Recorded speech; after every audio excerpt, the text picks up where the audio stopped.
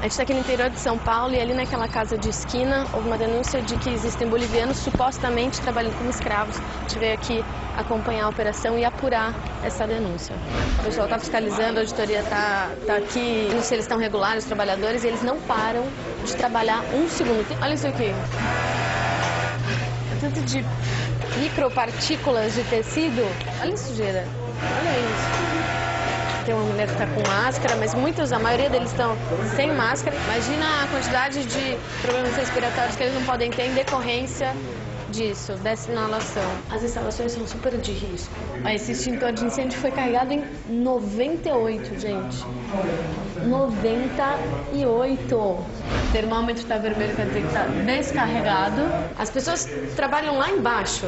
Se tem algum incêndio no local de trabalho, elas têm que subir até aqui para pegar esse extintor vazio, né, no caso, para tentar apagar algum incêndio. Já vem. Difícil, né? A gente chegou aqui e tem muitos bolivianos aqui. Por que as pessoas saem de lá para vir aqui para o Brasil? Há algumas que estão estudando. O câmbio de real a boliviano se equivale mais, não? Lá você ganhava quanto por mês? Ganhamos 800 bolivianos. E aqui você ganha quanto? 900 reais. Uma melhora grande. Você ganha por mês ou você ganha por peça que você produz? Peça. Por exemplo, esse modelo que você está produzindo? 1,80, né? 1,80 por peça. E esse valor é dividido em quantas pessoas? Eu faço entre 4 e 4, dividido. Então, assim, o valor é dividido por quantas pessoas fazem a calça. Quantas pessoas estão fazendo uma calça? 20 e poucos centavos por pessoa, por calça produzida. Essa calça aqui é da marca Zara, não é de Comelô, é da marca Zara.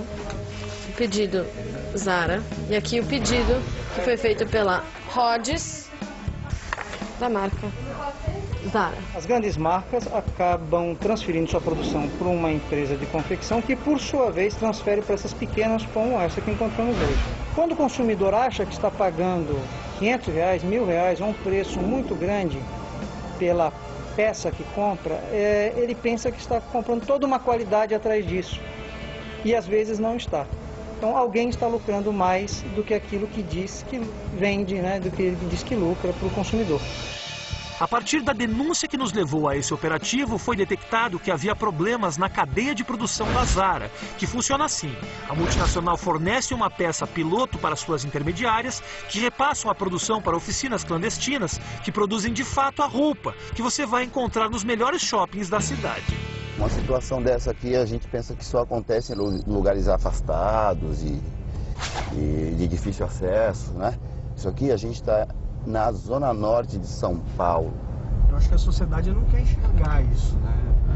A fiscalização do Ministério do Trabalho já responsabilizou grandes empresas de roupas por trabalho escravo, que você percebe que eles não enxergam como um problema deles. São redes de roupa que já foram responsabilizadas por trabalho escravo, fizeram acordos com o Ministério Público e com o Ministério do Trabalho para regularizar essa situação.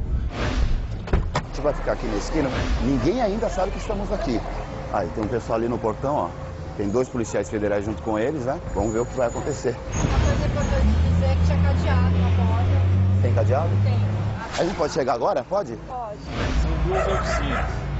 Uma em cima e outra embaixo. Dá licença um pouquinho. Apreendida aqui uma peça piloto desse grande magazine varejista de moda nacional e internacional, sendo fabricada aqui dentro dessa oficina de costura. A situação que a gente tem aqui é um ambiente inadequado para que as pessoas trabalhem. Você tem um fio desencapado. Ali o fio desencapado, com um prego de ferro do lado, com mais um material inflamável. Está chamando o incêndio. Você tem toda essa parte de alvenaria extremamente precária e a parte elétrica toda feita com gambiarra. Para ligarem essas máquinas aí de costura, eles precisam de energia. E tem energia elétrica na casa, mas não tem chuveiro quente para os funcionários. Ou seja, eles são nada mais do que animais trabalhando para o lucro alheio, entendeu? Para o lucro de alguém. Quanto tempo você está aqui? 3 anos. Quantas horas de trabalho? É de 7 horas da manhã até horas 8 ou 9 horas. Quanto você ganha por peça? R$2. Você não acha que para você ganhar essa grana que você ganha, trabalhar como você trabalha, morar nesse lugar que você mora, não tem nenhum desconto, você poderia ter um chuveiro quente? Dono que sabe, né? Porque Vocês têm que ter chuveiro quente. quando eu quero comprar um chuveiro, não pode colocar. Por quê? Porque vai gastar energia daqui, né? Mas se você é um funcionário que trabalha 14 horas por dia, você acha isso certo? Você acha isso justo? É, sim, justo. O que você tem que fazer aqui? Você tem que pedir autorização para o dono? É isso? Sem autorização não tem condições? Não pode, não tem condições para fazer alguma coisa. Sem autorização. Quiser passear no final de semana, tem que pedir autorização. Eu vou sair a passear para um tá bem. E tem que dizer a hora que vai voltar. Tem que dizer o que vai fazer também. Quanto à parte documental, você tem o desconto das passagens, eles foram financiados. Então eles vieram diretamente de lá para cá, não são pessoas que foram encontradas aqui em São Paulo e, olha, eu vou te levar para trabalhar lá no país deles. Isso aí eles já saem de lá devendo e chegam aqui tendo que trabalhar com uma servidão por dívidas. Eu preciso que você vá ao Ministério do Trabalho com os trabalhadores amanhã, sem falta, para a gente começar a discutir o pagamento daquilo que eles devem para você. Mas depois de manhã, em que vai favorecer? Amanhã nós vamos emitir as carteiras de trabalho para vocês, vamos emitir as guias de seguro-desemprego, para que vocês não fiquem sem renda, e nós vamos começar os cálculos dos valores que vocês têm direito. Tanto você quanto os trabalhadores. Mas eu não vai ter problema, alguma coisa? Não, você não vai ter problema nenhum. A gente já conversou com eles e eles têm que comparecer amanhã no Ministério do Trabalho. A gente percebeu que eles têm um certo receio em conversar abertamente sobre essas coisas e tudo mais. Em geral, a situação é essa que a gente encontrou. Tanto o trabalhador, ele...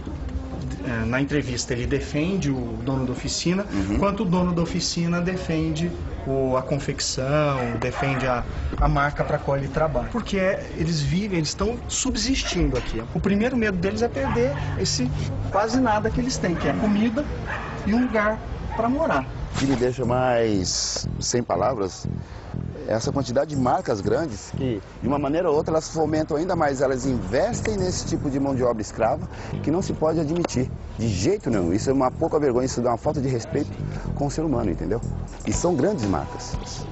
E no caso da Zara, segundo os auditores fiscais do Ministério do Trabalho e Emprego, em apenas uma das intermediárias foram encontradas 33 oficinas clandestinas, que só nos últimos 3 meses confeccionaram mais de 50 mil peças. O mais incrível disso tudo é que os trabalhadores responsáveis por toda essa produção, mesmo ganhando pouco e sem os seus direitos trabalhistas, não se dão conta da realidade que estão envolvidos.